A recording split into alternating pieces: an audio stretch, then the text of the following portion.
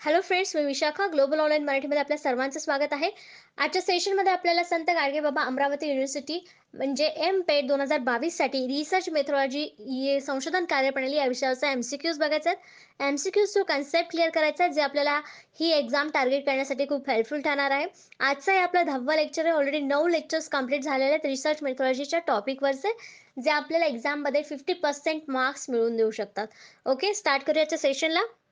गोष्ट अशी, की जे स्टुडंट्स यावर्षीची एक्झाम टार्गेट करत आहेत, संत गाडगेबाबा अमरावती युनिव्हर्सिटीची म्हणजे एम-पेट 2022ची, तर त्यांच्यासाठी आम्ही एक कंप्लीट कोर्स घेऊन आलो आहोत रिसर्च मेथॉडॉलॉजीवरती.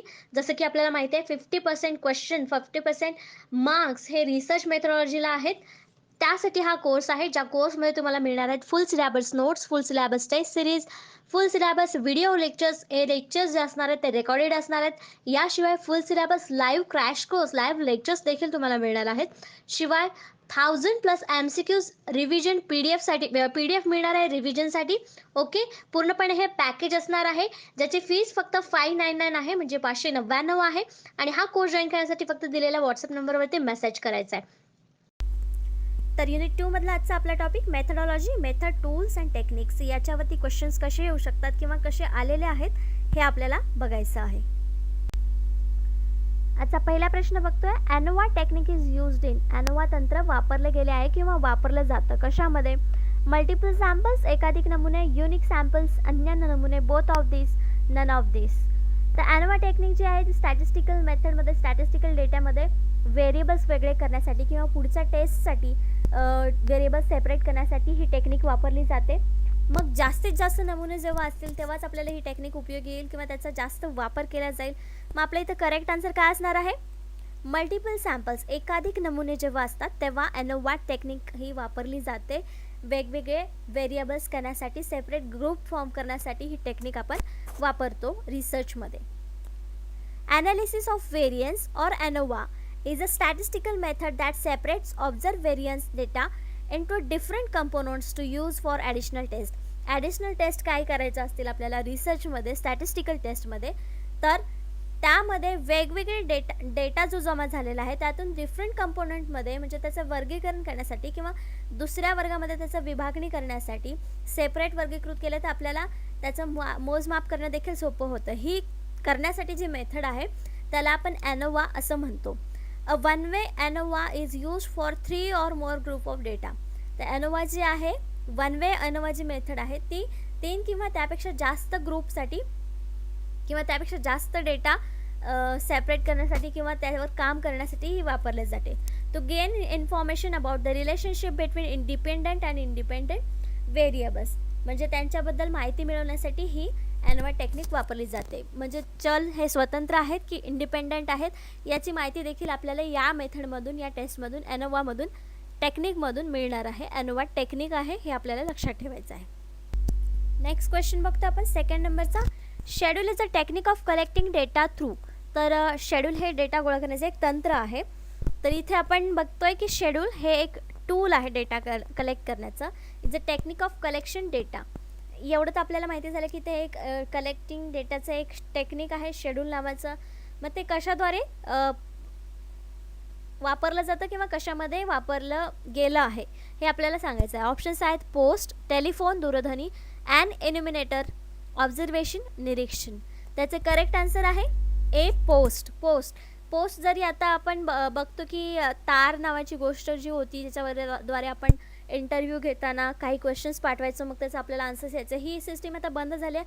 मेल थ्रू आपण जास्तीत जास्त कनेक्ट करतो, कम्युनिकेशन करत असतो, फोनवर करत असतो. पण शेड्यूल ही जी टेक्निक आहे ती आपण लेखी पद्धतीनेच वापरू शकतो. म्हणून इथं आपलं करेक्ट आन्सर आलेला आहे ए, पोस्ट. तर शेड्यूल टेक्निक काय आहे नेमकं ते बघूया. Schedule is a tool or an instrument used to collect data from the respondent while interview is conducted. जे इंटरव्ह्यू घेणार आहेत त्यांच्याकडून ह्या प्रकारचं टूल किंवा इन्स्ट्रुमेंट वापरलं जातं इंटरव्ह्यू घेत असताना. The schedule is a presented by the इंटरव्ह्यूअर, म्हणजे जो इंटरव्ह्यू घेणारा आहे तो हे शेड्यूल प्रेझेंट करत असतो.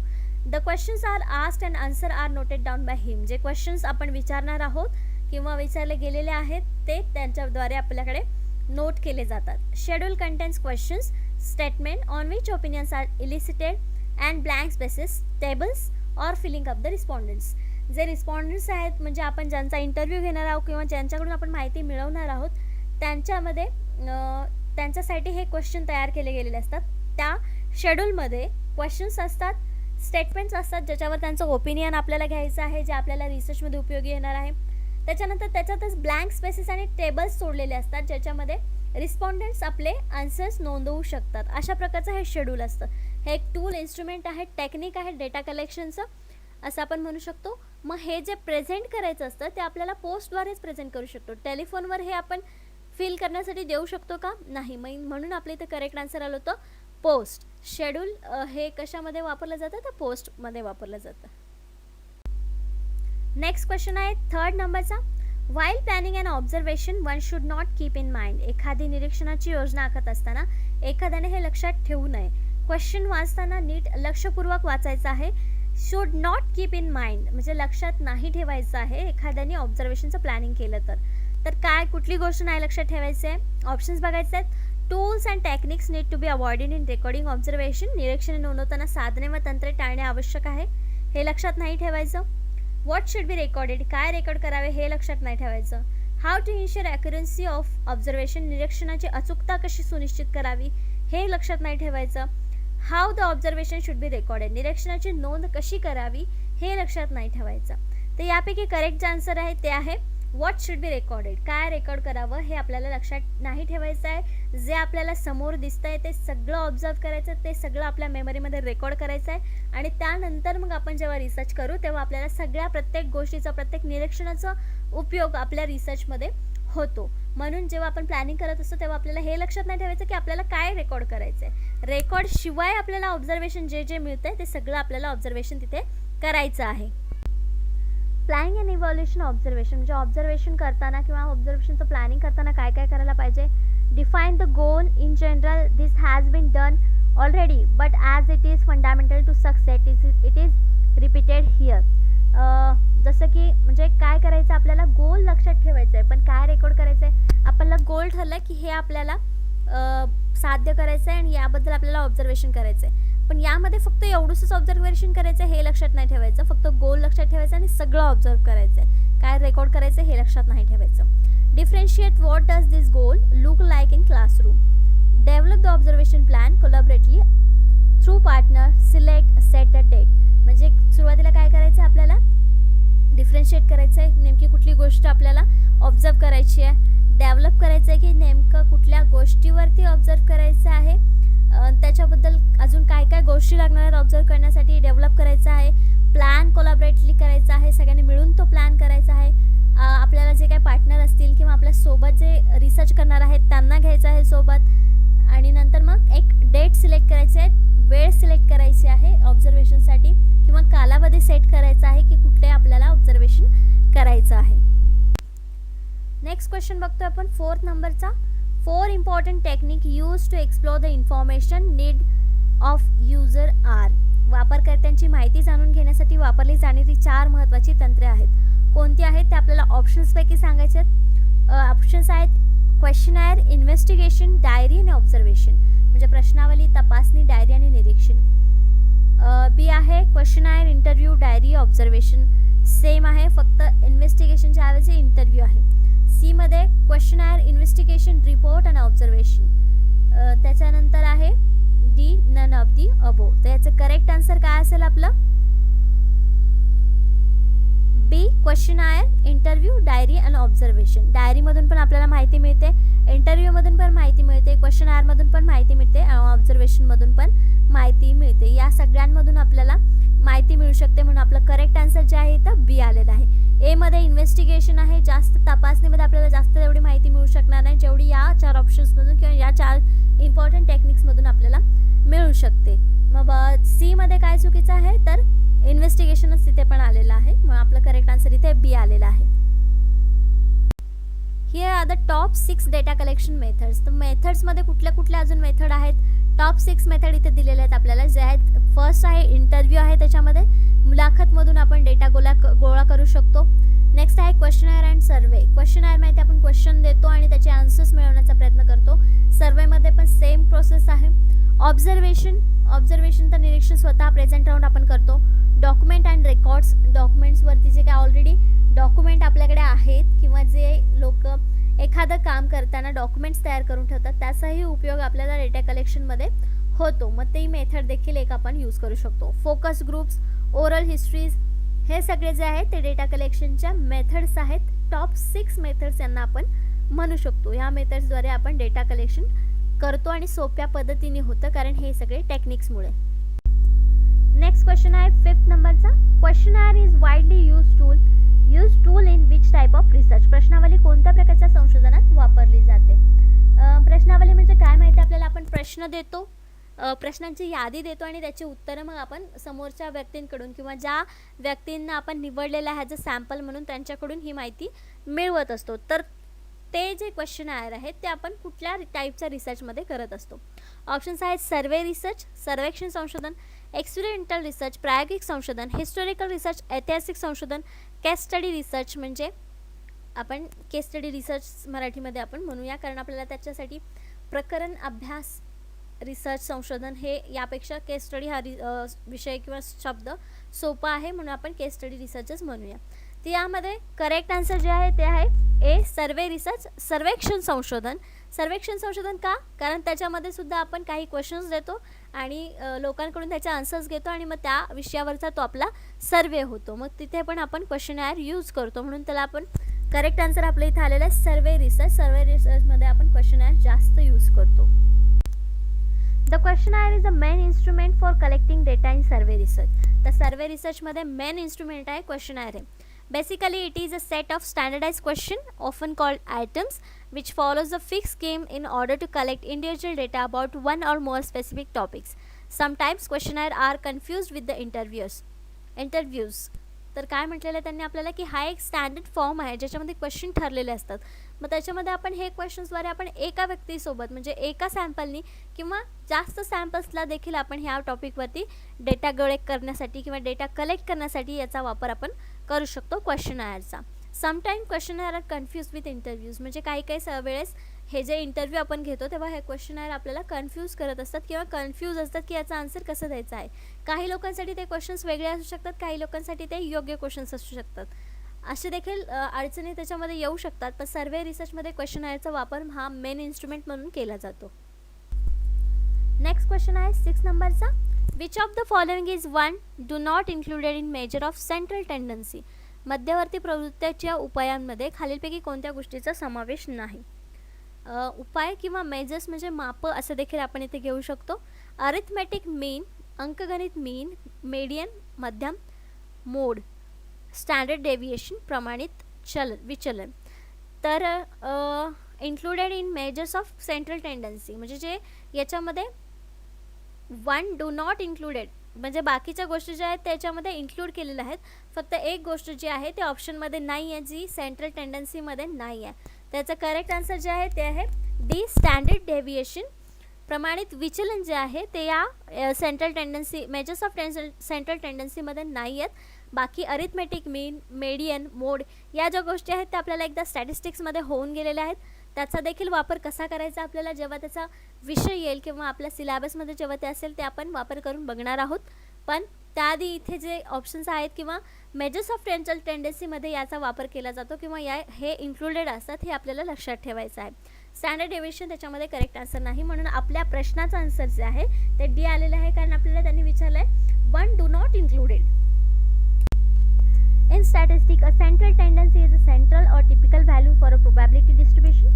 Probability distribution साठी ही सेंट्रल टेंडन्सी मेथड किंवा मेजर्स जे आहेत ते आपण काढतो टिपिकल व्हॅल्यू मिळवण्यासाठी. कशामध्ये? स्टॅटिस्टिक्समध्ये.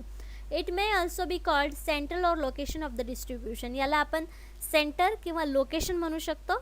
डिस्ट्रीब्युशनचं जे आपल्याकडे डेटा आहे त्याचं डिस्ट्रीब्युशन काढण्याचं किंवा डिस्ट्रीब्युशन करण्याचं वर्गीकरण करण्याचं हे सेंटर आहे असं आपण म्हणू शकतो. Colloquially, measures of central tendency are often called averages. त्याला आपण averages असं देखील म्हणतो. The term central tendency dates from late 1920s. He terms कधी आलेली आहे आपल्याला अभ्यासामध्ये तर 1920 मध्ये 1920च्या शेवटी mean, median, mode. Each of these measures calculate the location of central point using different method.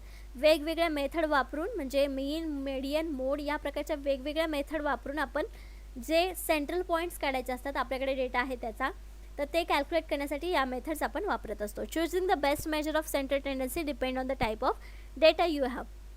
तर यापैकी कुठली पद्धत आपल्याला वापरायची आहे हे आपण कशावरून ठरवतो? जो आपल्याकडे डेटा जमा झालेला आहे किंवा आपल्याकडे डेटा आहे त्यावरून आपण ठरवतो की आपल्याला कुठली मेथड आपल्याला रिसर्चमध्ये वापरायची आहे सेंट्रल पॉईंट काढण्यासाठी किंवा डिस्ट्रीब्युशनसाठी. नेक्स्ट क्वेश्चन आहे 7th नंबरचा. Questionnaire is a dash dash. प्रश्नावली म्हणजे काय? डॅश डॅश आहे. काय आहे? रिसर्च मेथड आहे, संशोधन पद्धत आहे, मेजरमेंट टेक्निक आहे, मापन तंत्र आहे, tool for data collection, data संकलनाचे साधन आहे, डेटा ॲनालिसिस टेक्निक आहे, डेटा विश्लेषण तंत्र आहे. तर रिसर्च मेथड असू शकत नाही. मेजरमेंट टेक्निकमध्ये थोडंसं आपण कन्फ्यूज होऊ शकतो, पण हे एक टूल आहे डेटा कलेक्शनचं. याद्वारे आपण डेटा कलेक्शन करत असतो आणि हा आपल्याला मदत करत असतं क्वेश्चनायर डेटा कलेक्शनसाठी. आपण एक लास्ट क्वेश्चन देखील बघितलं, त्याच्यामध्ये क्वेश्चनायर ही सर्वे रिसर्चमध्ये जास्त उपयोगी येते आणि हे एक महत्त्वाचं इन्स्ट्रुमेंट किंवा टूल असं आहे वापरलं जातं सर्वे रिसर्चमध्ये, असं आपण वाचलं होतं किंवा अभ्यासलं होतं. मग इथे आपल्याला काय आन्सर यायला पाहिजे? Questionnaire is a tool for data collection, not a data analysis technique, not measurement technique और नॉट रिसर्च मेथड. म्हणून आपला करेक्ट आन्सर आहे C, tool for data collection. Data संकलनाचं साधन आहे questionnaire. The questionnaire is the main instrument for collecting data in survey research. Basically, it is a state of standard question, often called its item.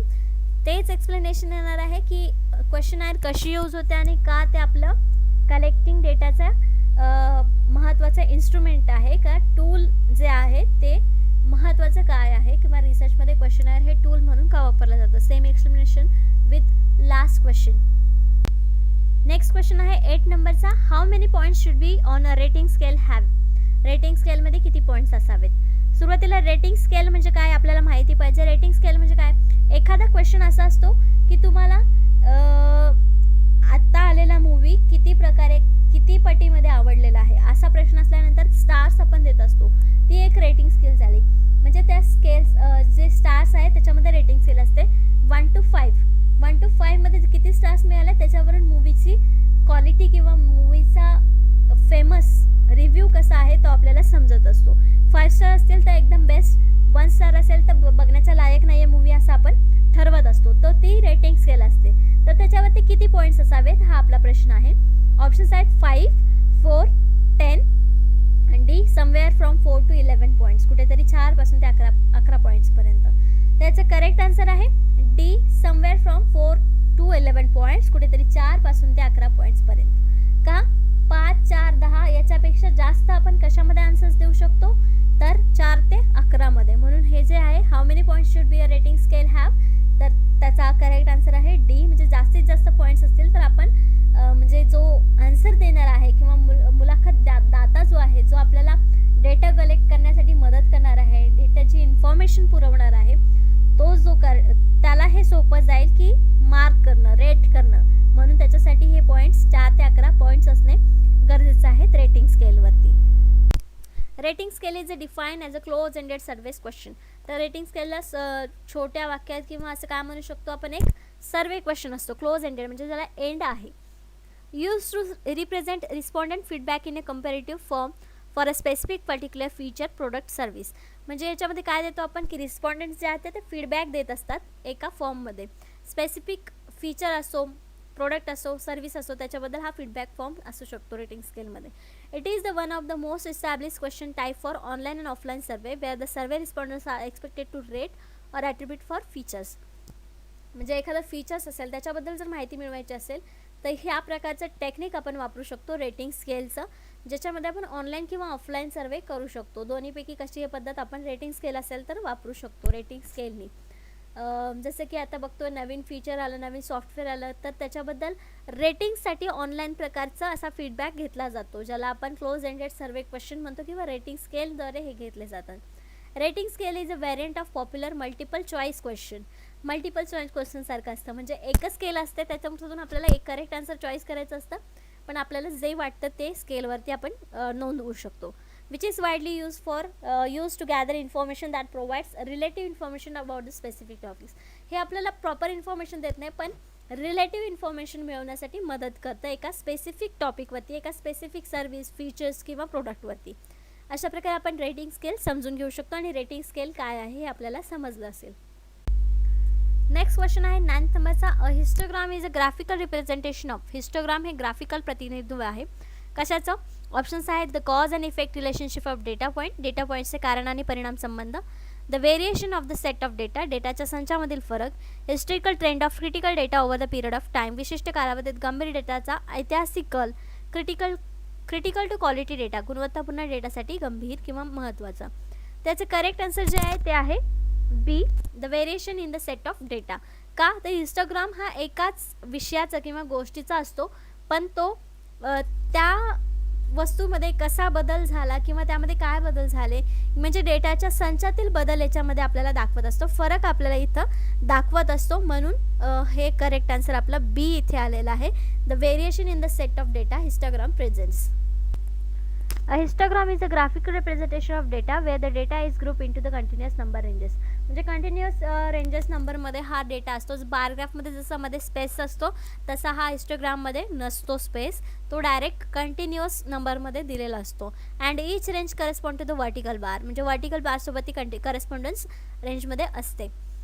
The horizontal axis displays the number of range. Horizontal axis जे आहे ते आपल्याला नंबरची range दाखवते, तर दुसरी vertical axis frequency दाखवत असते किंवा represents the amount of data is presented in each range, म्हणजे ज्या रेंजमध्ये डेटा प्रेझेंट आहे ते आपल्याला दाखवत असते. खाली एक्झाम्पलसाठी आपण एक हिस्टोग्राम्स घेतलेला आहे ज्याच्यामध्ये हिस्टोग्राम ऑफ अरायवल्स आहे. अरायवल्स पर मिनिट दिलेलं आहे आणि खाली मिनिट दिले 0 ते 12 पर्यंत आणि त्याची फ्रिक्वेन्सी दिलेली आहे की एका मिनिटाला किती अरायवल्स आहेत. जसे की पहिल्या याच्यामध्ये दाखवले 0ला 0 आहे, त्याच्यानंतर म्हणजे 1 नंबरला किंवा एका मिनिटाला 1 फ्रिक्वेन्सी आहे किंवा 1 अरायवल आहे असं दाखवतो. नेक्स्टमध्ये चेंज झालेलं आहे असं पटापट हिस्टोग्राममध्ये आपल्याला फटाफट दाखवलेले असतात नंबर्स फटाफट. बारग्राफमध्ये आपल्याला मध्ये स्पेस असतो किंवा टाईम दाखवलेला असतो, पण इथे तसं नाही आहे. पटापट कंटिन्यू नंबर्स रेंजेसमध्ये हिस्टोग्राम आपल्याला दाखवलं असतं किंवा अरायवल्स दाखवलेले आहेत. एक्झाम्पल म्हणून बघितलेलं आहे आपण. नेक्स्ट क्वेश्चन आहे 10th नंबरचा. Dash Pareto analysis is a technique for prioritising type of sources of problems. Pareto विश्लेषण प्राधान्य देण्याचे प्रकार किंवा सामान्यांचे स्रोत असे तंत्र आहे. कशाचं तंत्र आहे हे? ऑप्शन्स आहेत कॉज अँड इफेक्ट डायग्राम, कारण आणि प्रभाव आकृती, पॅरेटो अनालिसिस म्हणजे पॅरेटो विश्लेषण, स्कॅटर डायग्राम्स स्कॅटर आकृती, अ प्रोसेस मॅप एक प्रक्रिया नकाशा. The Pareto analysis is a technique for prioritising type of source of problem. त्याला आपण पॅरेटो ॲनालिसिस असंच म्हणतो. याचं करेक्ट आन्सर देखील बी आहे. पॅरेटो ॲनालिसिस, पॅरेटो विश्लेषण हे टेक्निक आपण प्राधान्यानं वापरतो किंवा समस्यांचा स्रोत आहे. Pareto analysis is a technique that can be use for business decision making, but it also has application in many different fields from economics to quality control. म्हणजे हे जे टेक्निक आहे पॅरेटो ॲनालिसिस टेक्निक ते business decision मेकिंगसाठी, बिझनेसमधले decision घेण्यासाठी वापरलं जातं किंवा इकॉनॉमिकमध्ये क्वालिटी कंट्रोल करण्यासाठी म्हणजे क्वालिटी नियंत्रण ठेवण्यासाठी ह्या प्रकारचं ॲप्लिकेशन आपण करतो. बाकी भरपूर फील्ड्समध्ये देखील याचा वापर केला जातो. यामध्ये 80-20 रूल आहे as a decision making technique. Decision making टेक्निकमध्ये 80-20 रूल याच्यामध्ये वापरला जातो पॅरेटो ॲनालिसिसमध्ये. Pareto analysis statistically separates limited number of input factor.